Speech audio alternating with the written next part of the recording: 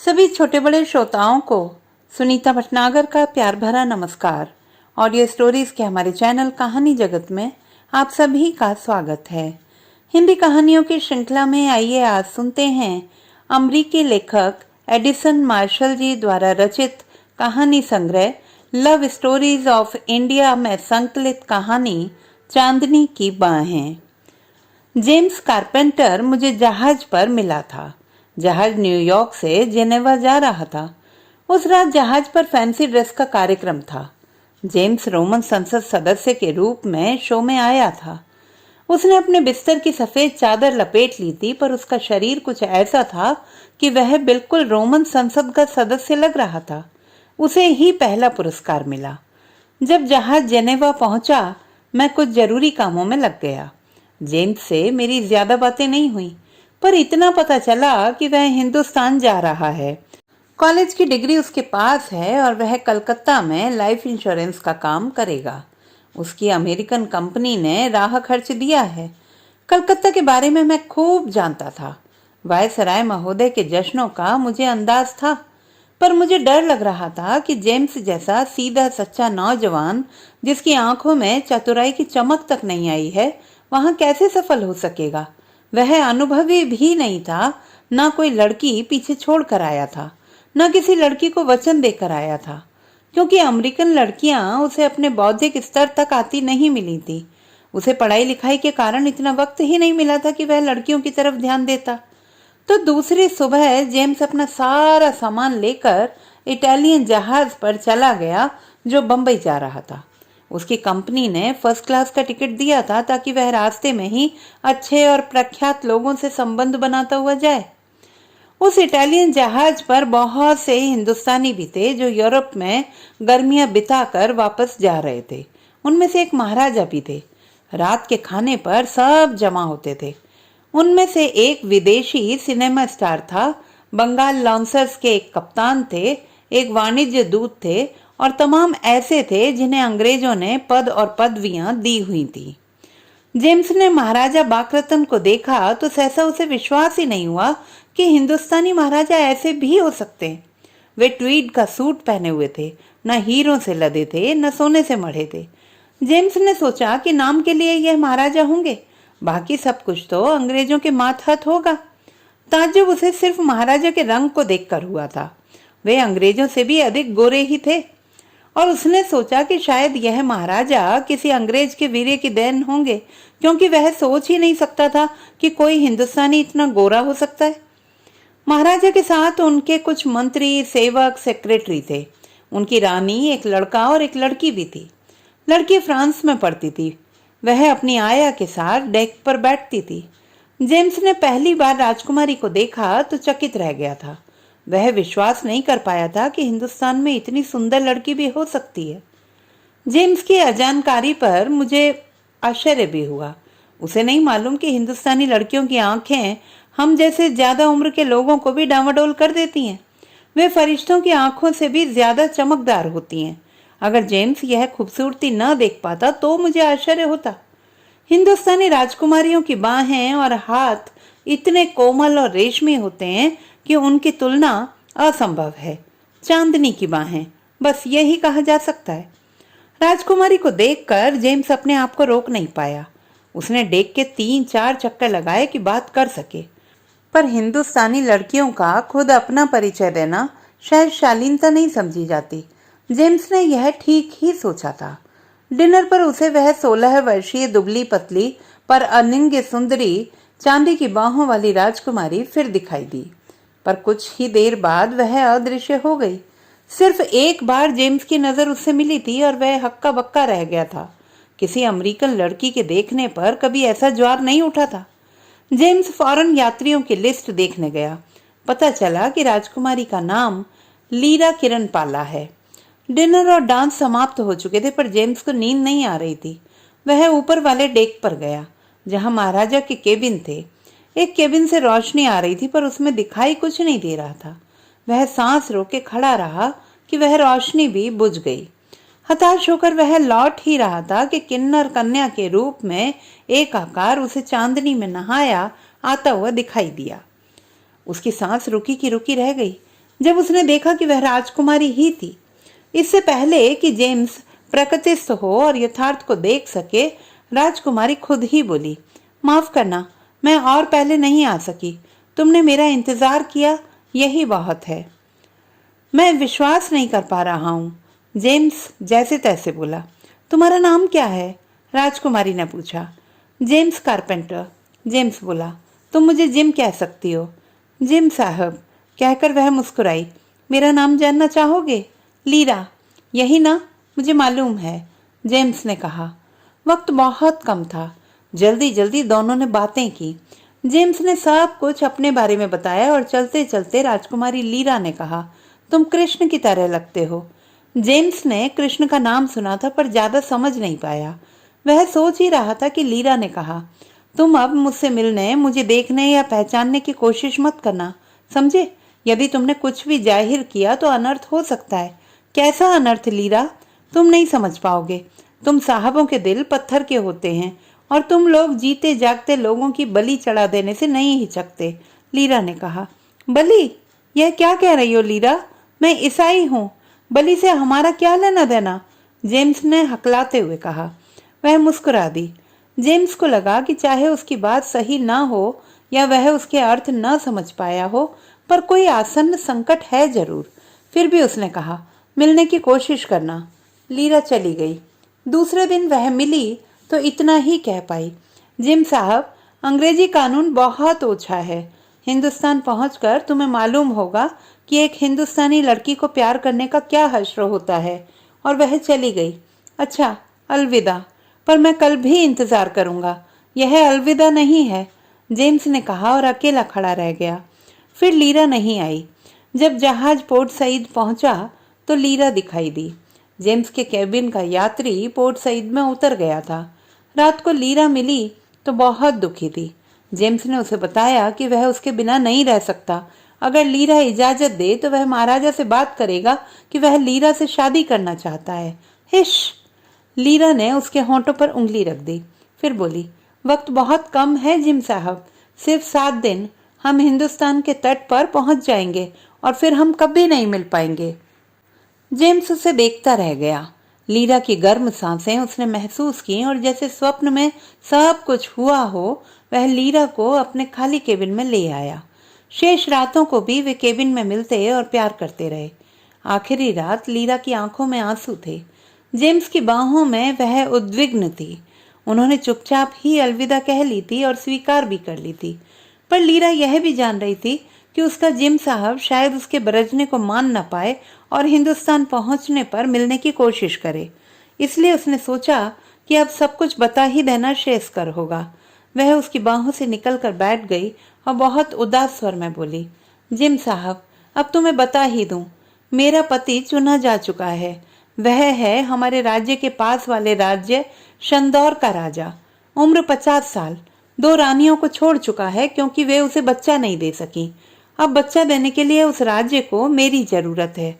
ओ lira, क्या कह रही हो? जेम्स माथा पकड़कर बैठ गया। लीरा ने उसका सिर अपने कंधे से सटा लिया। दुखी मत हो जिम साहब, यह कोई बहुत बड़ा दुर्भाग्य नहीं है। हमने जो 3-4 रातें साथ गुजारी हैं, वे पूरे जीवन को रोशन रखने के लिए काफी हैं। मेरा होने वाला पति सुना है बहुत उदार है, पश्चिम में पड़ा है। तो क्या हम सचमुच कभी नहीं मिल पाएंगे अब? जेम्स अपने दुख में डूबा था। अब इस जन्म में कभी नहीं जिम साहब, मेरा सुहाग का जोड़ा तैयार है। सुहाग का, कहते हुए वह किंचित हिकारत से हंसी। फिर बोली, बस यही अंत है हमारे मिलन का। और फिर जिम साहब, एक दिन तुम अपनी मेम साहब के साथ रहते हुए मुझे भी भूल जाओगे। भूल जाऊंगा? जेम्स ने कहा, शायद हम दोनों ही नहीं भुला पाएंगे एक दूसरे को, इस जीवन में या शायद सब जन्मों में। शायद तब भूल पाएंगे जब ब्रह्म स्वप्न देखना बंद कर देंगे, जब सृष्टि का अंत होगा। खैर, लीरा ने गहरी सांस लेकर कहा, जिम साहब, तुम कभी मुझसे मिलने की कोशिश नहीं करोगे। तुम्हारी खातिर कहीं एक शब्द भी हमारे मिलन के बारे में सुनाई न पड़े, क्योंकि जिम साहब, इससे तुम्हारी जिंदगी खतरे में पड़ जाएगी। लीरा ने कहा, मैं वचन देता हूँ लीरा, न मैं तुम्हें खत लिखूंगा, न पहचानूंगा, न मिलूंगा, न किसी से कभी कुछ कहूंगा। भारी दिल से जेम्स ने कहा। और कभी तुम अगर मेरे पिता या पति के राज्य से गुजरो तो कभी इन राज्यों में किसी स्टेशन पर नहीं उतरोगे। लीरा ने और चेतावनी दी। फिर प्यार से आप्लावित होकर बोली, तुम मेरे हो तब तक जब तक ब्रह्मा स्वप्न देखना बंद नहीं कर देते, और मैं तुम्हारी हूँ। और क्षण भर बाद ही लीरा उठकर चली गई, स्वप्न परी सी। कई वर्ष बीत गए। जेम्स कारपेंटर कलकत्ता में अपना काम करता रहा। उसने बड़ी बड़ी सफलताएं भी पाईं, पर पता नहीं क्यों जेम्स को हमेशा यह एहसास होता रहा कि उसका और लीरा का मिलन छुपा नहीं रह पाएगा।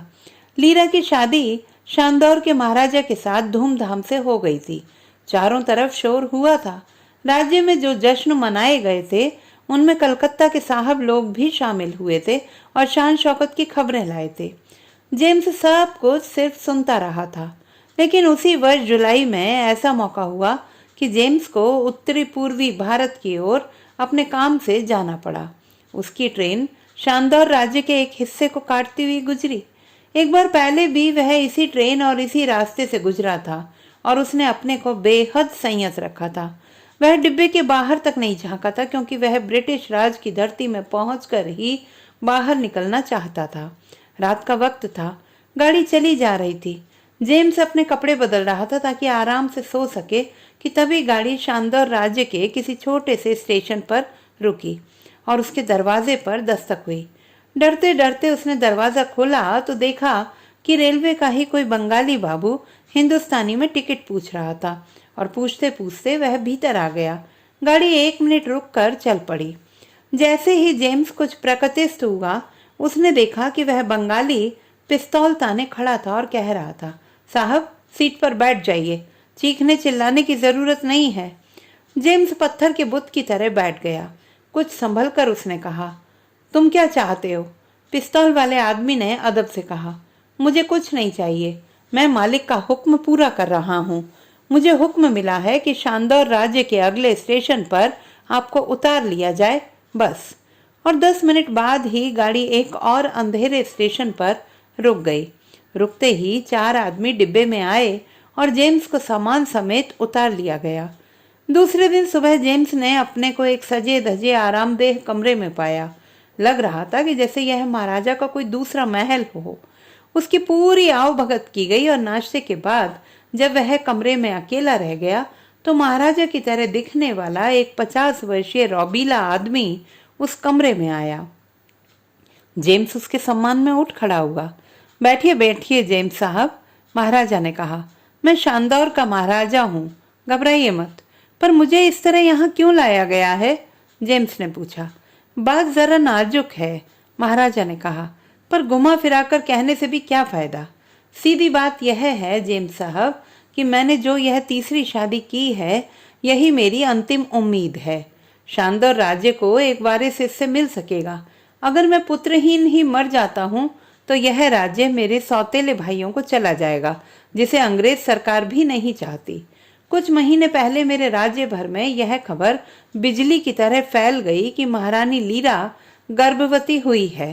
पर इस सूचना से मेरे सारे सपने बिखर गए, क्योंकि महारानी लीरा की देखभाल करने वाले डॉक्टरों ने बताया था कि यह गर्भ शादी से पहले का है। मुझे क्या मालूम हो सकता है? आप यह सब मुझे क्यों बता रहे हैं? जेम्स ने कहा। जेम्स साहब, बनने की कोशिश मत कीजिए। मैं अब सिर्फ सच्चाई जानना चाहता हूँ, जो सिर्फ आप ही बता सकते हैं। मुझे मालूम है कि जहाज पर राजकुमारी लीरा और आप मिलते रहे थे, महाराजा ने कहा। मुझे कुछ भी नहीं मालूम, जेम्स ने सीधा जवाब दिया।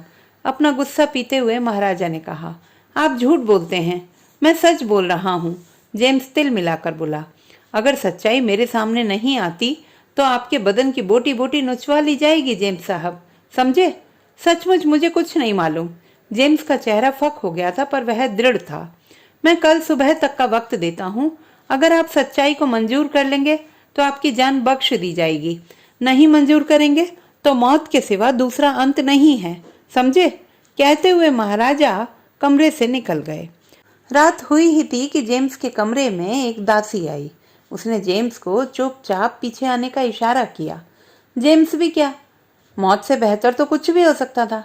गलियों से गुजरकर वह जिस कमरे में दाखिल हुआ, वहां पास ही लीरा एक रत्न जड़ित बिस्तर पर लस्त लेटी हुई थी। उसी बेड में उसका नवजात शिशु सो रहा था। जिम साहब, लीरा ने जेम्स की आंखों में देखते हुए कहा। नहीं महारानी, मैं एक कैदी हूँ जिसे महाराजा ने बेबात के लिए बंदी बनाया है। जेम्स बोला। धीमे बोलो कैदी, नहीं तो मेरा बच्चा जाग जाएगा, महारानी बोली। और पसीने से नहाए खड़े जेम्स ने अपनी पूरी बदहवासी में भी अनुभव किया कि आज लीरा उसके जितने निकट थी उतनी तो तब भी नहीं थी जब वह उसकी बाहों में थी। मुझे यहाँ क्यों लाया गया है? जेम्स ने अपरिचित की तरह कहा। मुझे क्या मालूम कैदी, पर मैं इतना ही कह सकती हूँ कि मैं तुम्हारे लिए कुछ भी नहीं कर सकती, महारानी लीरा ने कहा। और जेम्स फौरन समझ गया कि यह मिलन महाराजा का रचा हुआ है कि वह अपने गुनाहों को मानने के लिए पिघल उठेगा। वह यह सोच ही रहा था कि कमरे में महाराजा दाखिल हुए और बोले, जेम्स साहब, आपको यहाँ ख्वामखा नहीं लाया गया है। यहाँ आकर भी आपने अपने बच्चे के रहस्य को नहीं खुलने दिया।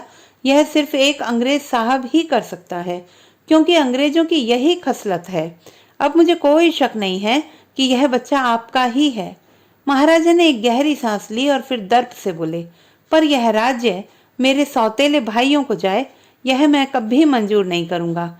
इसलिए यह बच्चा मेरा नाम धारण करेगा और राजकुमार बनेगा। जेम्स के पास कोई शब्द नहीं थे, वह बुद्ध की तरह खड़ा था।